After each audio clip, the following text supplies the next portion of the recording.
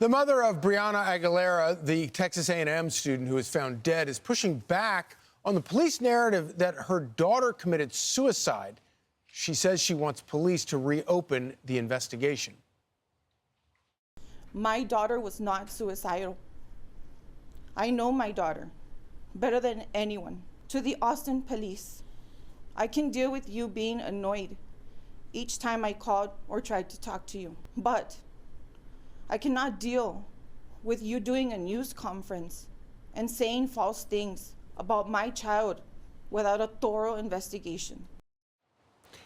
The 19-year-old fell from a 17-story apartment complex balcony last weekend in Austin. Fox News contributor and criminal defense attorney Joshua Ritter joins us now. Thank you so much for joining us this morning. So, Joshua, without a doubt, this is a pretty strange case. Yeah, it is, and it's very sad, too. I mean, your heart goes out to the mother. You can understand what she's going through and how it's something like this is going to be extremely hard to accept. I will say, too, that when you're dealing with the circumstances of this type of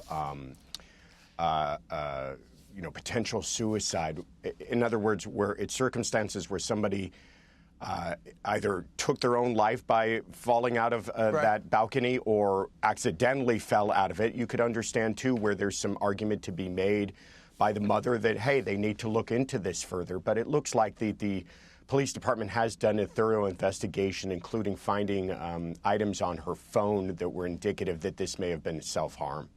And then what do you make of the strange story about this father who says that he had a similar situation with his son in the exact same building a few years ago?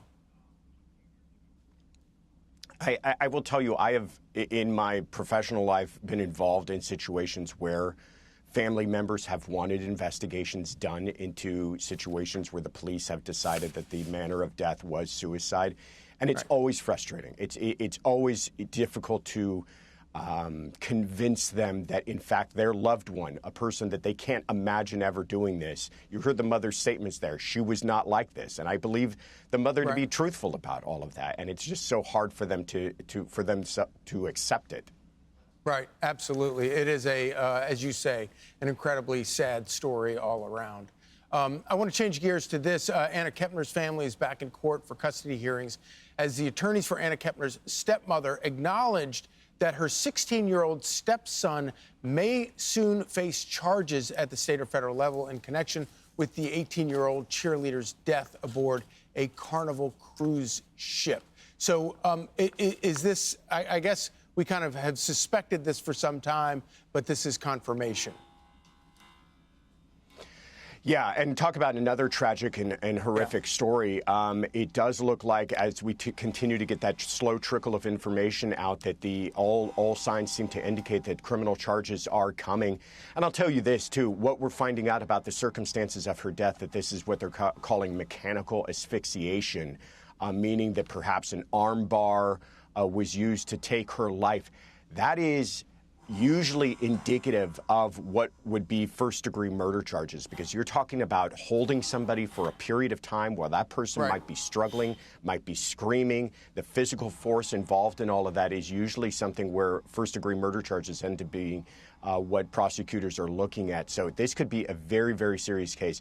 The one other wrinkle in all of this is that he's a minor. Now, in the state of Florida, if state prosecutors file it, they can direct file as an adult. But that is all soon to be determined, even whose jurisdiction it's going to fall under. Right. Joshua Ritter, thank you so much for joining us. Thank you.